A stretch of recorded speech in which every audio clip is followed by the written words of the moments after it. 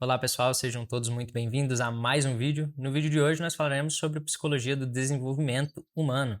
E óbvio que a gente vai falar não somente da parte cognitiva, nós vamos falar da parte emocional, física e por aí vai. É importante a gente lembrar que esse vídeo é de caráter informativo, portanto ele não te dá autonomia, ele não te dá nem a possibilidade de você sair por aí julgando as pessoas de acordo com a fase da vida delas, beleza? Eu sei que eu vou deixar aqui bem estruturado, bem didático, mas isso de fato não é o objetivo do vídeo, ok? Então, antes da gente poder iniciar a aula, gostaria só de me apresentar. Meu nome é Gustavo Ian, sou mentor de desenvolvimento pessoal, neuroestrategista do comportamento humano. Então, qual que é o objetivo aqui? Te levar de um ponto A para um ponto B. Beleza?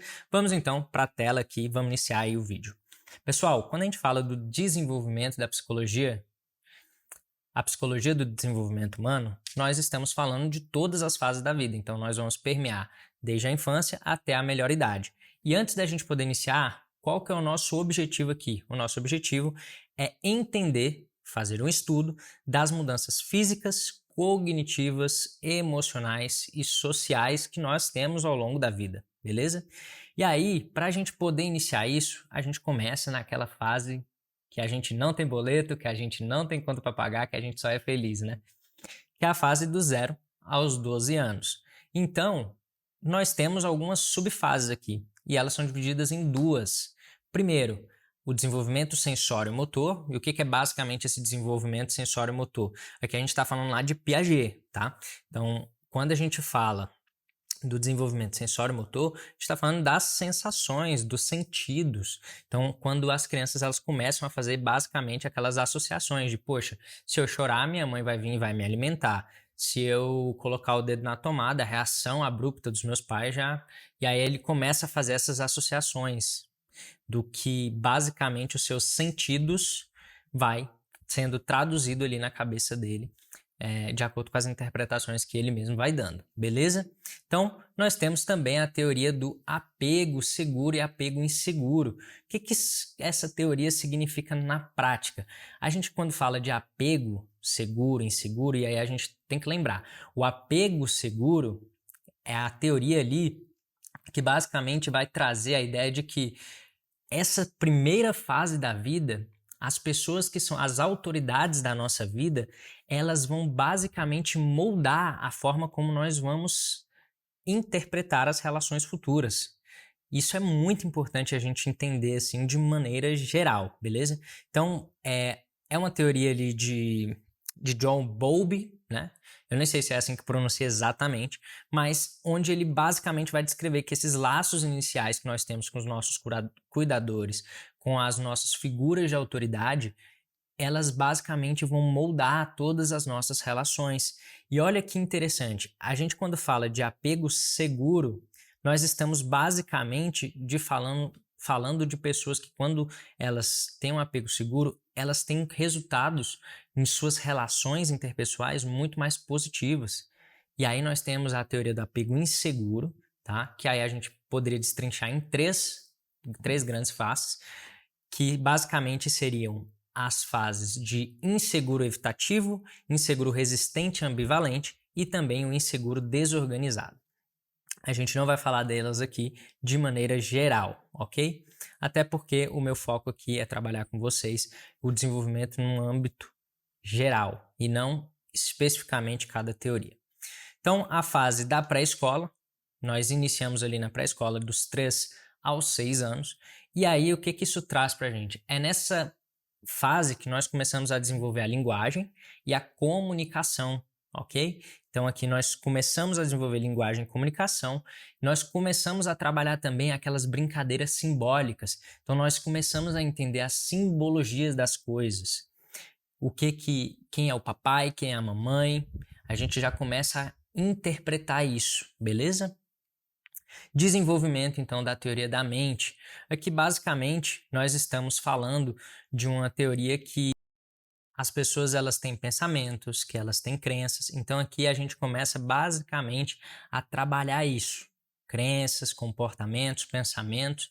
E é a partir daqui que a gente começa a ter um cuidado já mais especial, especialmente os pais. Você já começa a treinar o seu filho a partir do primeiro dia que ele nasce. Então, se você quer construir um mini robozinho, né? Eu gosto muito de fazer aquela brincadeira do Cristiano Ronaldo. O Cristiano Ronaldo, ele basicamente é um treinador do filho dele. E o nosso papel ali, o papel de um pai, de uma mãe, é treinar o filho para que na fase que ele não vai mais precisar de você, ele consiga tomar boas decisões. Ou para que ele, no mínimo, consiga entender, interpretar e tomar as decisões dele. E essa parte aqui é muito importante, beleza? Então essa teoria a teoria da mente, basicamente, é quando a gente começa a entender ali os pensamentos, que os outros têm pensamentos, o desenvolvimento ali das crenças e por aí vai, beleza? Nós, então, entramos na fase escolar de 6 a 12 anos. Essa fase escolar, ela já começa a trazer um pouco do pensamento lógico, da socialização e amizade. E aqui, nessa parte de socialização e amizade, eu gostaria muito de lembrar vocês que a parte de socialização e amizade, ela vai trazer traumas. Eu tenho visto muitos pais aí preocupados em não deixar seus filhos terem traumas. Pessoal, as crianças elas vão ter traumas. Isso faz parte da socialização. Imagina uma árvore sem ser podada em alguns momentos. Ela vai simplesmente crescer desordenadamente. Os traumas, eles são importantes, ok? Então, não fique focado em, poxa, meu filho ele não pode ter um trauma, porque ele vai ter. Óbvio que você, como pai, você tem que cuidar para ele não ter traumas que sejam péssimos para o desenvolvimento dele. Mas cabe a você trazer o quê? Um suporte e não evitar que ele vá para a escola. Hoje em dia eu tenho até visto alguns pais, pô, não quero quero que meu filho faça homeschool. Ele precisa dessa socialização. Ele precisa estar em um ambiente conectado com pessoas. Essa parte é muito importante para o desenvolvimento dele cognitivo, para o desenvolvimento emocional. Então, assim, não deixe não retire o seu filho de um ambiente social, porque isso vai trazer de fato muito mais benefícios do que malefícios, ok? E especialmente aqui eu quero só lembrar, principalmente os pais que precisam dar uma atenção maior para os seus filhos, que são necessitados de uma atenção especial, que de fato as crianças que têm necessidades especiais, são portadoras de necessidades especiais, elas precisam da nossa empatia para que elas consigam de fato socializar melhor. Cabe a nós como sociedade envolver essas pessoas mais. E ao invés disso, ao invés de excluí-las, a gente precisa introduzi-las no nosso ambiente. Porque muitas crianças, óbvio, que eu não estou falando que elas não têm a capacidade de entrar no ambiente por elas mesmas, mas é importante que nós treinemos os nossos filhos para que eles entendam que é importante introduzir os colegas. É importante socializar com os colegas, entender as diferenças. Aqui é muito importante, eu já estou trazendo esse adendo, porque eu vejo muitos pais preocupados com isso, principalmente os pais que têm essa demanda. Então, pessoal, treinem os seus filhos para que eles sejam empáticos o suficiente, para que eles consigam, de fato, ter uma socialização. Não retirem ele do ambiente de socialização, porque vai trazer muito mais benefícios do que malefícios. Show? Seguimos, então. Aqui é que a gente tem a criação de laços de amizade também. Autoestima e habilidades acadêmicas. Então, autoestima tem muito a ver com alto valor. É importante, principalmente nessa fase inicial, que os pais eles validem os seus filhos, não somente treinando eles para as adversidades, mas principalmente validando eles nos momentos de necessidades positivas. Então, poxa, seu filho fez uma coisa positiva, poxa, filho, você é um cara muito determinado. Parabéns. Filha, você tá uma princesa, que linda que você tá hoje. Você vai ter um dia incrível, você foi ótima na sua apresentação de balé, você foi ótimo no inglês. Uau, como você tá falando bem inglês. Essa parte é muito importante, beleza? Isso vai trazendo com que seu filho ele entenda que ele tem um alto valor e isso vai melhorar muito a autoestima dele, fazendo com que na fase adulta ele não tenha tanta necessidade de aprovação. Por quê? Porque ele já sabe o alto valor dele. Então a necessidade de aprovação, ela vem muito também dessa falha no alto valor, dessa falha na autoimagem, beleza? E dá pra gente treinar as crianças já desde o início. Entenda que você é um treinador. Você é um treinador. Você é pai, você é mãe, você é um treinador. Nessa fase que você está treinando. Habilidades acadêmicas é basicamente a capacidade das crianças, né, de interpretarem e trazer aquilo ali para uma prova. Isso é uma habilidade acadêmica. Não é porque seu filho ele não é tão bom, muitas vezes, academicamente, que significa que ele vai ser uma pessoa ruim na vida. Vamos separar as coisas, ok? Aspectos importantes dessa parte infância. A parte física, você começa a ter a coordenação motora. A parte emocional, aqui você começa a ter uma expressão dos sentimentos. E a socialização, ela traz ali regras, você tem uma associação e interpretação de família e amizades. A gente entra na adolescência, dos 12 aos 20 anos. Quando a gente fala de adolescência, nós estamos falando de transformações o tempo inteiro. Então nós temos ali a parte de puberdade e maturação sexual. Nós temos a parte do pensamento abstrato, né? E aí nós, obviamente, quando nós falamos dessa parte da adolescência, nós estamos falando de uma confusão, muitas vezes, de papéis. E, obviamente, ali da identidade. Então, cabe aos treinadores, aos pais, fazerem o quê? Entender, interpretar isso e trazer um pouco mais de certeza para a identidade do teu filho. A figura do pai é muito importante, a figura da mãe é muito importante. Então, ambos juntos, então, são um combo de potencializar aquela criança, de potencializar o desenvolvimento desse adolescente, beleza? Relações sociais, então, nessa fase. Nós começamos aí a ter grupo de pares, né? Influência da mídia. Então, aqui a gente já começa a ter uma influência forte da mídia e, principalmente, nós começamos a treinar as crianças, os adolescentes, para terem autonomia e tomar as decisões das vidas deles. Afinal de contas, é nessa fase aqui que a gente começa. E aí, o que você quer fazer? E aí, qual é o seu sonho? E aí, e aqui eles mesmos já começam a eu quero ser bombeiro, eu quero ser isso, eu quero ser aquilo. Como é que você vai desenvolver isso? Pô, você vê muitas vezes ali, a gente vê, né, os pais. Meu filho quer ser policial. Aí a mãe, pelo amor de Deus, não faça isso. Filho, você vai ser o melhor policial. Se fizer sentido para você, você vai ser um policial que vai investigar e mais do que isso, você vai descobrir os melhores casos. Vai passar na televisão e vai ganhar muito dinheiro. Olha como é diferente. Palhaço ganha dinheiro? Para você pode talvez não ganhar dinheiro, mas o que falar do nosso amigo Whindersson Nunes? O Whindersson Nunes é um palhaço, ganha muito dinheiro. O Tirolipa ganha muito dinheiro, é um palhaço. Então, cuidado para você não podar nessa fase aqui os sonhos dos seus filhos, beleza? Seguimos. Quais são os principais desafios aqui dessa etapa, né? Autoestima e imagem corporal. Então, aqui como a gente tem essas transformações, que são características da adolescência, aqui é onde basicamente nós temos que estar ali validando, treinando, trabalhando a autoimagem daquela criança, daquele adolescente.